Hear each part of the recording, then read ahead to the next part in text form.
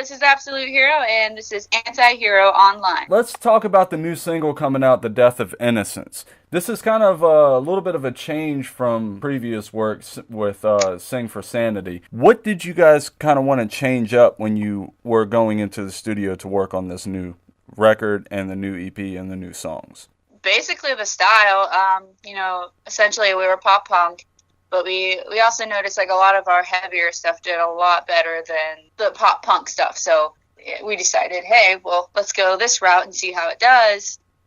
It's doing good so far. Like, we released a preview and everything, and people love it. So I had a chance to listen and check out the video for it, and there's a lot deeper meaning to the lyrics than kind of is on the surface. Can you kind of go into the lyrical content and explain the inspiration behind the song?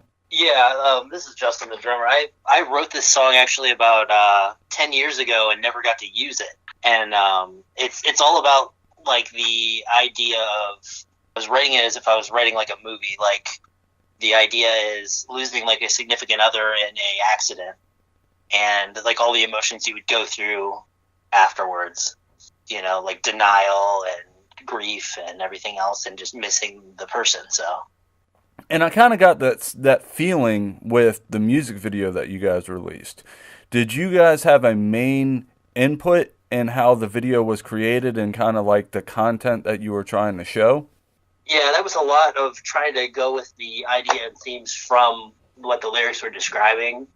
I kind of put that together to what we have so far, and it just trying to like describe like the feelings of like things flashing through your mind and not being all together all at once.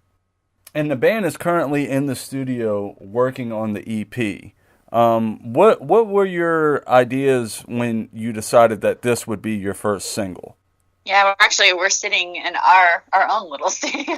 The idea for this single, I guess, was like originally we were thinking about doing a different song.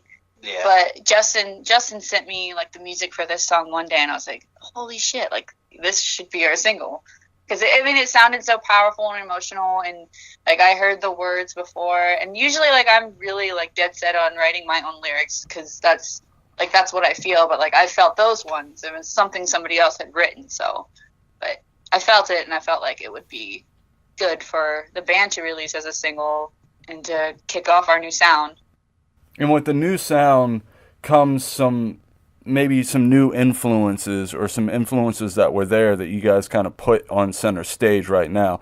What are the main influences behind the band and the current direction that you guys are going in? We've actually sat down and talked about this. A lot of like newer Day to Remember, even some of the old stuff like Beartooth, Hailstorm. Yeah, I was gonna say like the main thing is there was a lot of stuff that we would write and kind of push off to the side that was more heavy or raw, or I don't know, trying to, like, we had some screams in like our previous stuff. This will definitely have a lot more of that, a lot more, I guess, seeking to like bring out the emotion more, I guess, in a way. What has it been like working with Nick Ingram, who has worked with Hawthorne Heights and For Today? You know, I went in thinking like he was going to be really strict and just really stern. It's just like hanging out with your best friend all day. Like he's very professional, but he's also very chill. Like We watched Sharknado. Yeah, we watched Sharknado. Yeah. all 3 movies. Yeah, we While watched recording. all the Sharknadoes. We did the 4. Yeah, it was pretty great. He's really good to work with because, you know, obviously me going into the vocal booth, I'm going to be nervous. He's very good with you when he works with you. And on top of that, he let his dogs in the studio to kick it with us. Yeah. Yeah. Gave us bourbon. Yes. With the new producer, was there some things that he saw that he could enhance and get out of you guys while you were working with him? Oh yeah, he pushed me and hit some high notes. Mm-hmm. He did a lot for us. Like, He had a lot of cool harmony ideas for you. yeah. A lot. Layer all your parts. Yeah, so the song actually like sounds, I mean, it sounded good before, but he just went out of his way to make sure it sounded like 1,000% better. He brought a bit of depth to the sound. Yeah, he did. It just sounds really big Yeah. in general. Like when the chorus comes in, it's like I- real open and spacey. Yeah. But just big. I've been told it sounds like a song that could be in a movie. Which is what Justin was going for. And with the rest of the EP, is it going to have that same kind of feel, that big motion picture kind of sound? Yeah, definitely. Yeah. It's definitely going to have a lot of that and a lot of heavier stuff. I say this is kind of like one of the middle of the road and dynamics of like where the CD is going to go. There's definitely going to be some stuff heavier. There's going to be some other stuff that might go a little lighter than that, but it's definitely was like a good pick for right in the middle of what we were trying to target. Yeah, the concept was just because the last album was more of like a what you're feeling on the inside, and this one is more of a what you're letting out. And how do you guys kind of balance the songwriting process when it comes to writing the lyrics and composing the music? Well, this one was different because it's already written. So it's a little different than the normal process. Let's say normally it's a good bit of everybody throwing in their ideas and working stuff out in the room and then trying to track it and demo it. And yeah, we get a couple tracks down and then play it live and get like a feel for it and maybe change some stuff up. And then it's kind of just, I don't know, working away at it. I have to hear the music, but usually like once I have music, I've written like a lot of songs on the last album in like 5 minutes because I felt it. Just the lyrics just came to me, and I just trust my brain.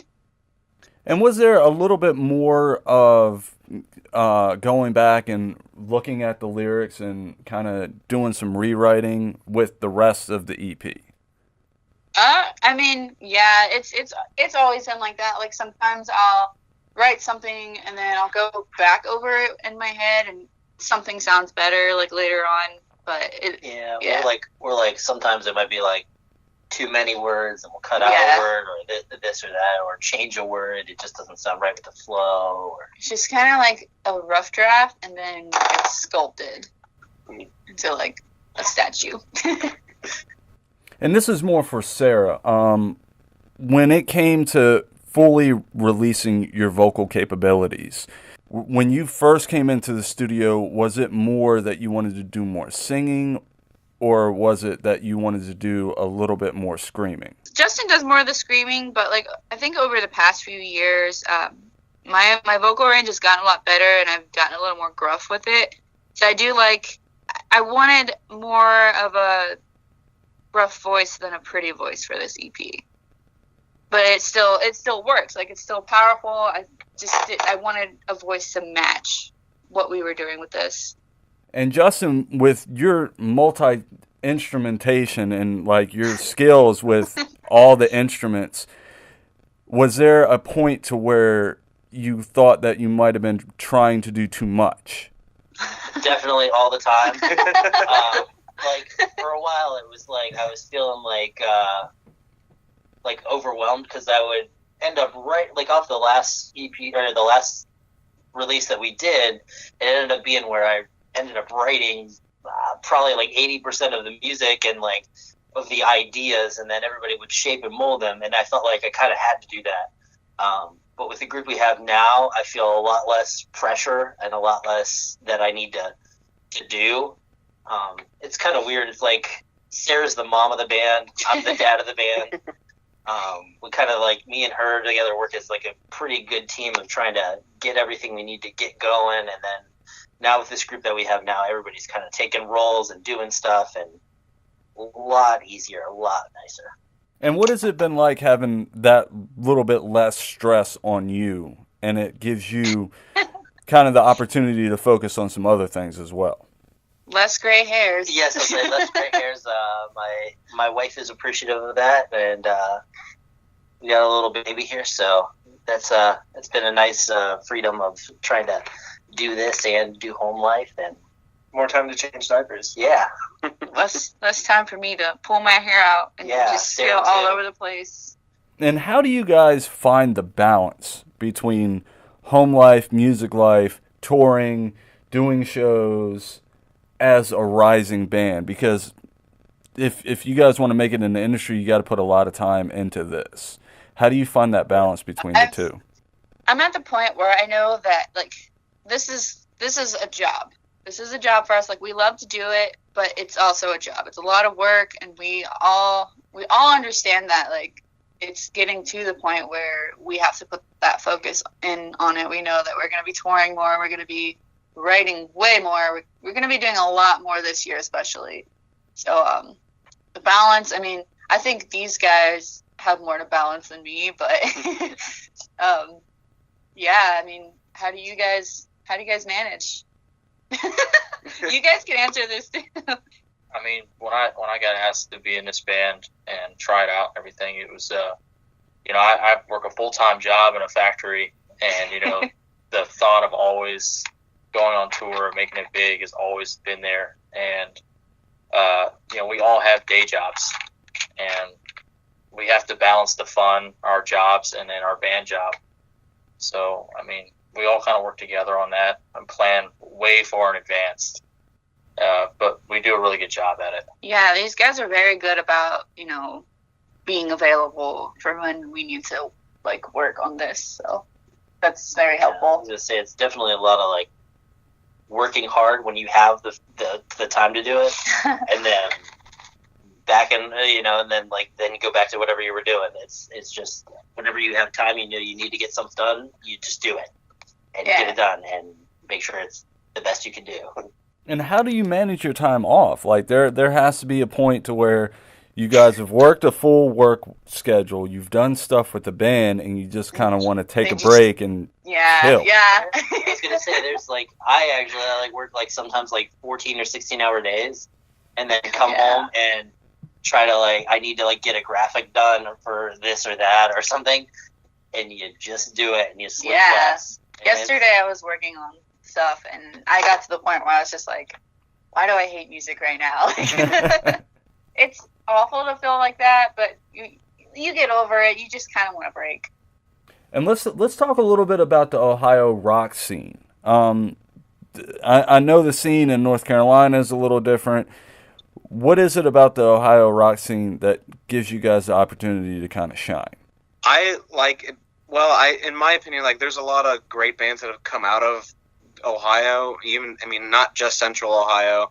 So I think there's a good community of people who are also there, that when people hear that you're from Ohio or you're from Columbus, people will associate that with all the other acts that have come out that have been really successful. And I know, like, for us, like, we know a lot of people who are also in that local music scene in Columbus and in the greater Ohio area. So it's nice to kind of be part of a community that puts out such great stuff. Yeah, I met the guys from Bovaflex like several years ago, and they're a part of that scene too. And you'd think, like, these guys with tight pants and dark hair or whatever, they'd be like jerks or whatever. But they're actually very welcoming. They're very nice. They've reached out to me about helping the band and all that stuff. And I mean, it just makes for a great community with all these, like, people who want to help other bands too. Mm-hmm. So yeah, everyone's really supportive.